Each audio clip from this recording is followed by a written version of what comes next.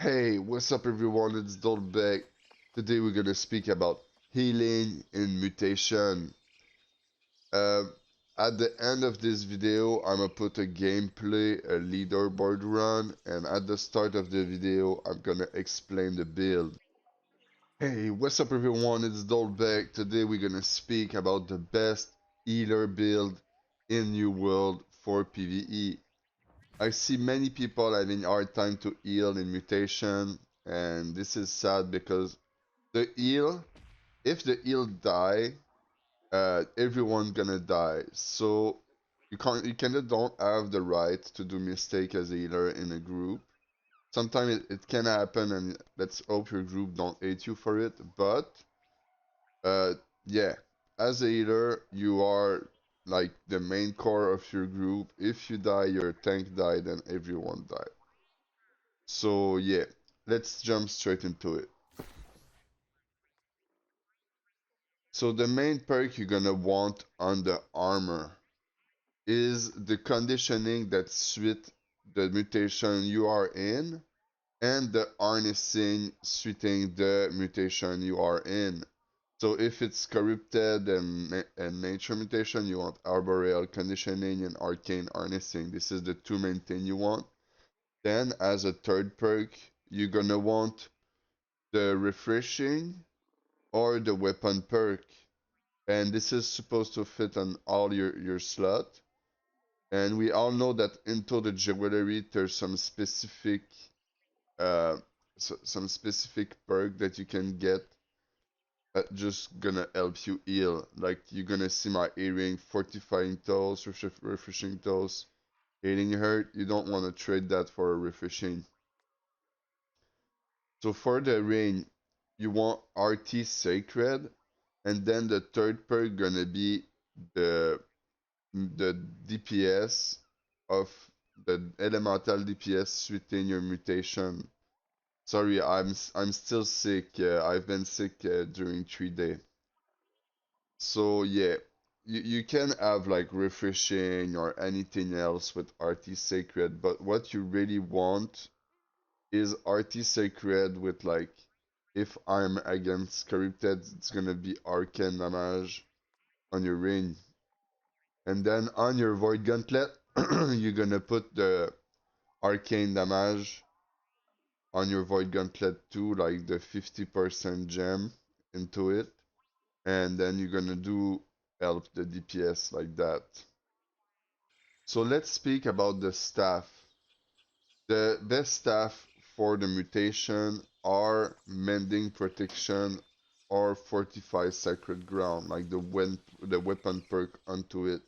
We can all agree that Refreshing Move and Bless are like mandatory perk, and then you can have Fortify Sacred Ground or Mending Protection as a third.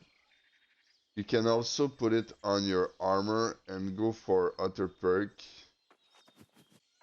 Like, as you can see, um, into those run that I did, I still did not find a good life staff. So I ran it with that Refreshing Move and Savior. So I was able to pull good heal, mostly when my teammate was about to die. But it's because I have good experience into dungeon too. Someone who don't have that much experience, so dungeon is better try to min max a bit before going to M3 and mostly for speedrun. If you are not into a speedrun, it don't really matter. But yeah, refreshing move bless or refreshing move savior are some good starter perk. So you can probably do refreshing move savior, mending protection, refreshing move savior, or fortify sacred ground. So if you go with Splash of Light, you can use Purifying Breeze on your staff, like Purifying Breeze, Bless, and Refreshing Move, or stuff like that. Do the combination you want. But I recommend to go with Beacon. I recommend to go with Beacon because of the haste. The haste is crucial until speedrun. If you are not speedrunning, you can use whatever you want. But the beacon for the haste really does help in mutation just to get some speed to you and all your team. When you run into a pack, you try to put the beacon on the dude who's the most far behind, so he's gonna catch up to the otter and then give the ace boost to everyone. So yeah, this is the eating tree that I use. The reason why I don't use that is because most of the time, when the DPS gonna get hit hard, you're gonna die. Uh, it's very rare that the people are gonna get under 50% healed. You better just min-max all your healing, uh, your regular heal, and you better stand into it with the DPS. Sorry if my explaining is bad, I feel really sick, but I need to keep doing video, you know? So at the end of this video, there's gonna be the mutation that I run, uh, and I did leaderboard with it. So yeah, you guys can see the whole thing. So I min-maxed my healing just to heal as much as I can, even when the heal is on high. Alright. For the void gauntlet, this is the void gauntlet tree that I used. It's really simple and easy. Make sure to read that void color aura to make sure to use it as its max because it's great DPS and great support at the same time, and you kinda need it do it well. You're gonna put the Oblivion first on the ground, so every enemy gonna suffer of a debuff, and then you can scream them. If there's multiple, it's gonna pop the Void Collar straight up, and if there's not a lot, you can just go with the blade and pop it like that. Before using the scream, you need to make sure that the mobs are clumped up. Do not spam the scream on cooldown, because if you do that, the people are gonna have a hard time to clump the mob together and it's gonna be your fault. So for the attribute, you put 200 con and all the rest into focus. Uh, After going at 300, you can put some in intel, but uh, if you think your group is not perfect, if you're not used to run always with the same group, you better to put everything into focus so they're gonna have more heal income. But if your group you feel like they don't need that much heal, then you can start adding some in, taking off some con and stuff. I'm not against doing low con, but don't do 150 con because the critical damage taken, you don't take critical into dungeon, alright? So it's between 100 to 0 or well 5 or 200, and I did leaderboard many time with 200 con, being able to stay into the clump and just void blade a lot. Sometime it's gonna help your group more because with your void blade you're gonna apply the disintegrate stack on all the mob without risking your life. If you keep risking your life as a healer, your group gonna die and it's gonna be your fault. So during that run that I did, I had all ice gem into my gear, and I was rearing that build that I am showing right now. Fortify Sacred Ground is one of the most useful perk for this build, and Mending Protection, but I did not add Mending Protection when I did that because I just switched server with my alt and I was playing on my alt. So my gear was kind of basic but still work. And since I have 200 con, the health perk become really good. Shrinking heal do nothing in PvE, you need to remember that.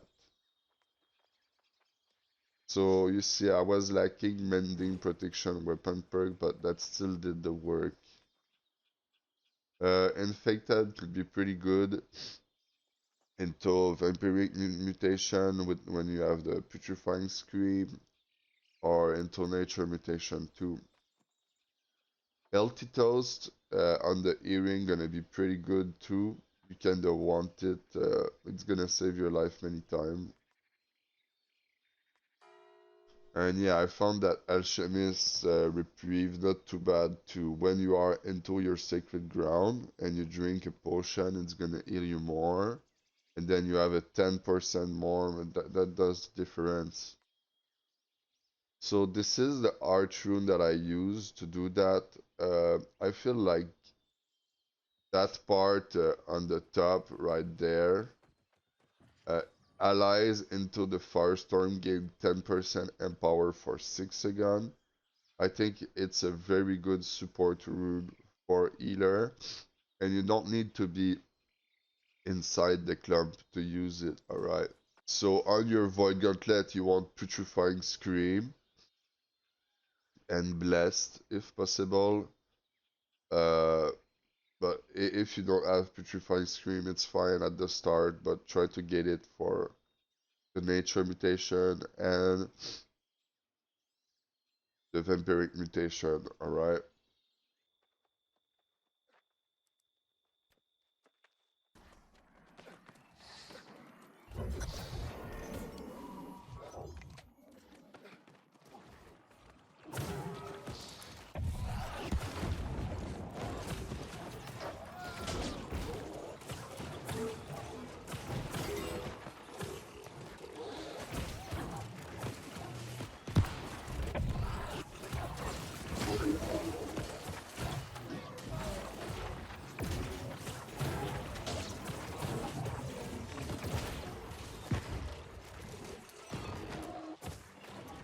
Opening the next door.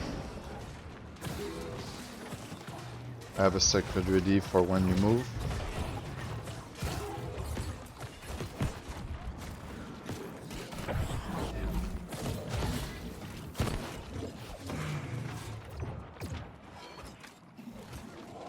Pressing the button.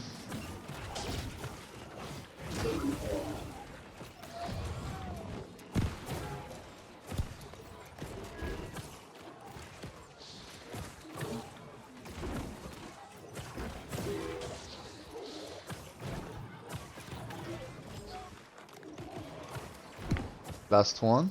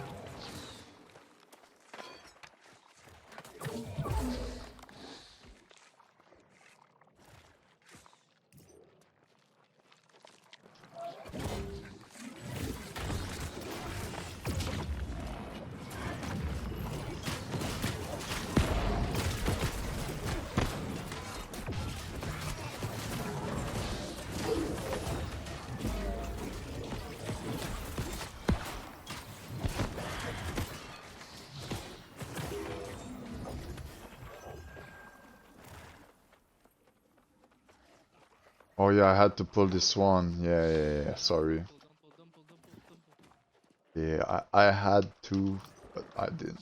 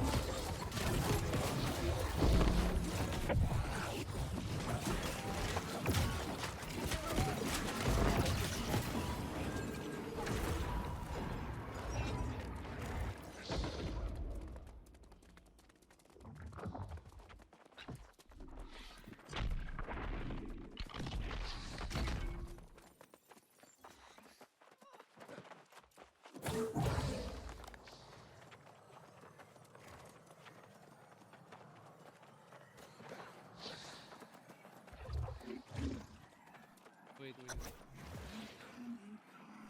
15 stacks. Okay.